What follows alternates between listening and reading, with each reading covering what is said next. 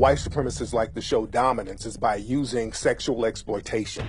People who are dominated socially can be dominated sexually. Sex is a way in which you show your domination. It's like a male dog gets on another male dog and humps on him. He's not after the sex, he's showing he dominates. I'm in control. If you have a system in place to guarantee your very survival, you will use any means at your disposal. So sex then becomes a tool. This whole idea of creating a mulatto caste is designed to create a buffer between the whites and the blacks. You give more privileges to this mulatto caste. Even Chancellor Williams, in his book, he was claiming that due to a biracial population which came about from Greek mixing with the indigenous African population there, it rose up another army which fought against their African mothers and fathers. In Africa, when the Europeans came in, the Portuguese would mate with the Africans, and their offspring would be called Lancados. And the Lancados were the offspring of African and Europeans. And what happened was the Lancados, the mixed offspring of the Europeans and the Africans, they became slave traders themselves because, again, a lot of biracial children would take on the ideology of the father. So whenever you see people talk about, well, Africans sold other Africans, this is really who they're talking about. When the Inquisition came, many of the Jews left Portugal and went to West Africa. This is during the period of the 14 and 1500s. And they became the people who were running the slave trade. Some were Christians, some were Jews, many were Jews. And what they would do was marry African women, usually from a chieftaincy family or somebody where they can get in good. And they would use the offspring of these marriages to be the middlemen in the slave trade. That went on all over West Africa. It was the mulattoes who did Haiti as much, if not more harm than the French. Because there's this thing about white supremacy is a very infectious disease. And when you buy into the lie that white or light skin is superior to black or dark skin, then we'll find instances where a mixed race black would be more vicious than a white person because they have to prove to the white person that I'm on your side, I'm okay. Mulattoes have always been used. The French were good at that, setting it up in Trinidad. They had the different staircases of mulattoes and octoroons, octagons, and different classifications of mulattoes. And they give the mulattoes the power over the darker skinned ones. And then on top of the mulattoes were the white people. It's another way of buffering yourself from the attack. So when black people get angry, they got to go through to beat the mulattoes to get to the white people. So that was actually a buffer zone in the manipulation and controlling the people. You had a ship full of African men, women, and children who were at the mercy of the captain and all the sailors on that crew. And those men could have sex with anybody they wanted to.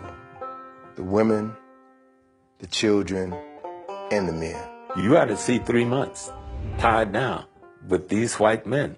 There ain't no women there for the most part. When they start bringing women, they weren't even bringing women. They were bringing girls between the ages of 6 and 15 and raping them all. But they also were raping the men. Same things were happening on the plantation to demasculinize the black man. Control the slave population is to rape a father in front of his sons, or to take the biggest, baddest black man on the plantation and do something horrible to him to completely humiliate and emasculate him so that people won't respect him anymore. And that still happens to this day. In the Caribbean, they had seasoning plantations, which were plantations used to break the slaves. And one plantation or one place that had a lot of seasoning plantations was Jamaica. And people have to wonder, what were they doing on these seasoning plantations that was worse than what was happening on the regular plantations? Well, one thing that they were doing on these plantations, especially in Jamaica, they were doing a process called buck breaking, where the white supremacist slave owner or the white supremacist overseer would literally rape black men in front of the whole black population in order to break his spirit, in order to break him down as a man, in order to show dominance against him, in order to show the rest of the black population that this is not your leader. I just made your leader submit to me sexually. And this happened a lot in Jamaica. This is why homosexuality is so looked down upon in Jamaican culture today. And it was a way primarily of cutting down those who would rebel. In other words, it was a matter of power and control and domination. And they would call it buck busting, but it was really butt busting. Slavery continued until 1865 for about 2 generations, right? So how do you reconcile that? You can no longer bring in Africans, but you still have the business of slavery. So they still needed Africans to do the work down south, especially after the cotton gin was invented. So you had the creation of breeding farms. 2 of the largest slave breeding farms in the United States were on the eastern shore of Maryland and right outside of Richmond, Virginia. They literally bred black people like cattle. They would have a strong black man have sex with a healthy black woman. That woman could be his mother, his sister, his aunt, his cousin. It didn't matter, because the end product was produce a child that I can sell, bodies that I can sell and ship down to Mississippi, Alabama, Georgia, South Carolina, North Carolina. It was a business. We had breeding farms in the United States that would put one person from one plantation against another. We even had a system where if you were a breeder, male on one plantation, and a female on another plantation, or even on the same plantation, even if you were mother and son, they would mate you.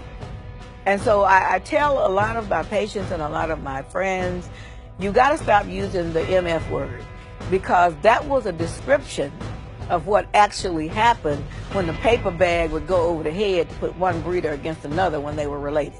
Incest. Take the eastern shore of Maryland, for example, right?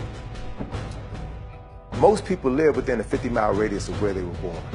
A large percentage of the people who lived on the eastern shore of Maryland during this time of these breeding farms migrated to Baltimore. Baltimore, Maryland is the incest capital of the United States of America. And according to statistics by my colleague, Dr. Patricia Newton, who's a psychiatrist in Baltimore, in that area in Baltimore, Sandtown, where you had these recent rebellions, 9 out of 10 black women in the depressed parts of Baltimore, 9 out of 10 black women have been victims of incest. In the same area, 7 out of 10 black men have been victims of incest. Watch the news channels here in America and see how many mixed race black men and women are forecasting the news in America today. Don't miss it. Don't miss who's on the television screen talking to us. That black-skinned woman or man is peripherally there. This mulatto, who I don't blame for their condition, but if you accept that role in society, then you got to take responsibility for what comes from it. You saw in the movie Precious, right? Monique won an Oscar for her role in Precious. Incest, she had sexual relationships with her own daughter, right? Her daughter was sexually molested by her father in the movie. When Monique was on the Oprah Winfrey Show talking about that film, she talked about the fact that what helped to prepare for that role was her thinking about how she was sexually molested by her own brother, right? Oprah had Monique's brother on her show and asked him point blank, did you know what you were doing when you sexually molested your own sister? And he said, well, I was sexually molested by my uncle ever since I was a little boy. I thought this was natural. Everybody did it.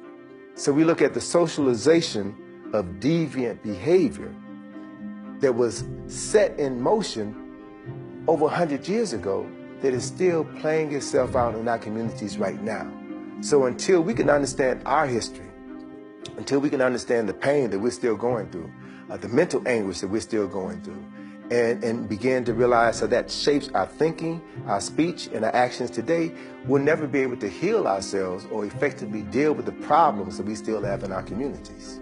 Because there was once, back in the days of apartheid, a professor came forth and stated, we cannot love you African man, because to love you would mean that we would die.